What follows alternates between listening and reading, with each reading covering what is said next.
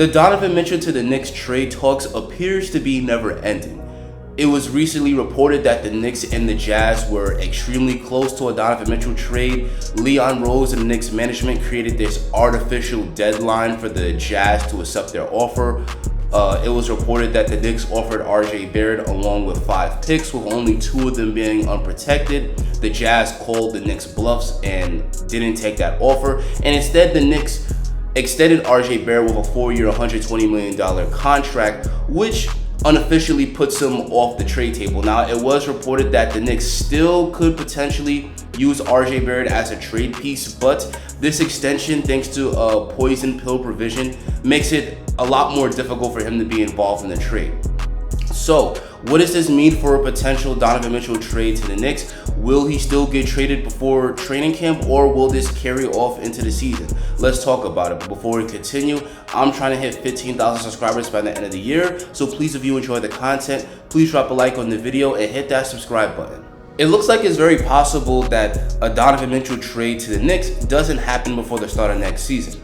Now, it was reported that the Jazz do want Donovan Mitchell traded before the start of training camp, but there's been conflicting reports.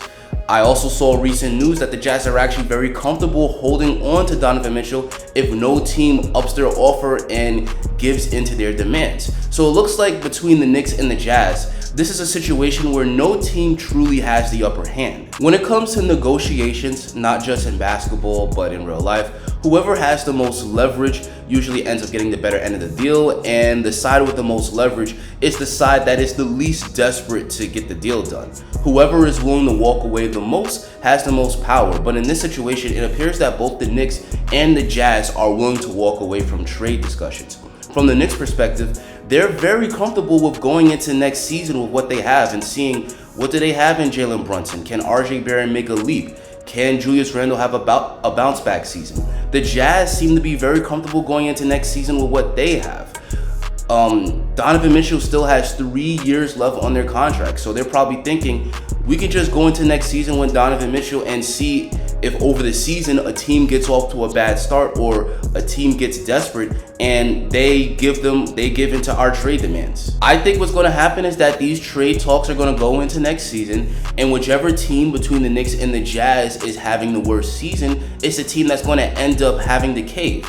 From the Knicks' perspective, if their season is going well midway through the season, Jalen Brunson is playing well, RJ makes a leap, and they're in the playoff picture, they may say, listen, we have no reason to give in to the Jazz trade demands because we're playing well, we're in the playoffs, and we could just wait until they lower their trade demands, or we can wait for another star to become available. But if midway through the season, the Knicks are losing, they're like 10 games below 500, then pressure is going to increase, and Leon Rose and the Knicks front office may feel like, all right, we actually have to increase our offer because we can't go another year and miss the playoffs. We have to get Donovan Mitchell so that way we become a winning team again. As for the Jazz, I'm sure that they feel like they still have leverage with Donovan Mitchell having 3 years left on this contract. And from their perspective, they're probably thinking, let's just go into next season with what we have and let's see if another team is actually going to meet our trade demands. They know that they're going to be a bad team with Donovan Mitchell, but they're probably thinking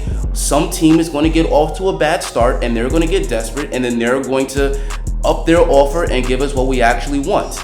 Now, I've heard some fans saying that the Jazz are definitely going to move Donovan Mitchell before next season starts because they want to tank.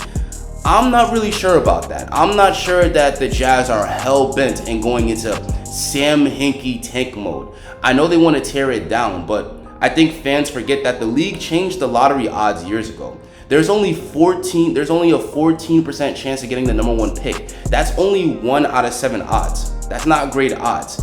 The prime jewel of next draft is Victor Wembanyama. For those who don't know, Wembanyama is one of the most hyped up prospects that the league has seen, I believe, since LeBron. But even if the Jazz have the worst record in the NBA, there's still a very low chance of getting him. So I'm not sure that the Jazz are hell-bent on taking next season. And with this report coming out that they're comfortable with holding on to Donovan Mitchell, I'm not sure that it's really true that they feel like they absolutely have to get rid of him before the start of next season.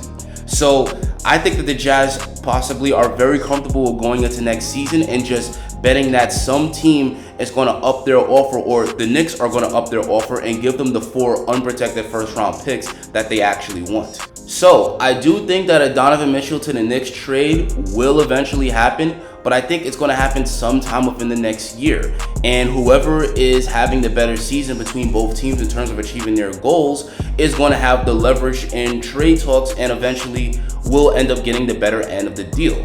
I think best case scenario for the Knicks is that they are a winning team next year, their young players grow, and if they go into next season and they're winning, then they're not going to feel pressure in order to cave into the Jazz trade demands. And if a year goes by, the Jazz are going to lose a lot of leverage, because after this season, the Jazz only have 2 years left with Donovan Mitchell's contract. And once a star player gets to the point where there's only 2 years left, once they demand a trade, they really have the leverage in terms of actually getting their way, because that team doesn't really have much more time. When we see stars demand trades with 2 years or 1 year left, they tend to get traded. And from that point, it would really help the Knicks if Donovan Mitchell actually demands a trade to New York, which is possible. It's been reported that Donovan Mitchell would love to play for the Knicks. He's a hometown kid. He's from Westchester, and if the Jazz go into next season losing, which is very possible because the West is very good, he may be inclined to demand the trade for the Knicks. But anyway, now I want to hear from you guys. Do you think that Donovan Mitchell will get traded this offseason, or do you think that these trade discussions are going to carry into next season? Let me know in the comments. If you enjoyed this video, please drop a like on it and hit that subscribe button, and click this video to see if Julius Randle will end up getting traded this offseason.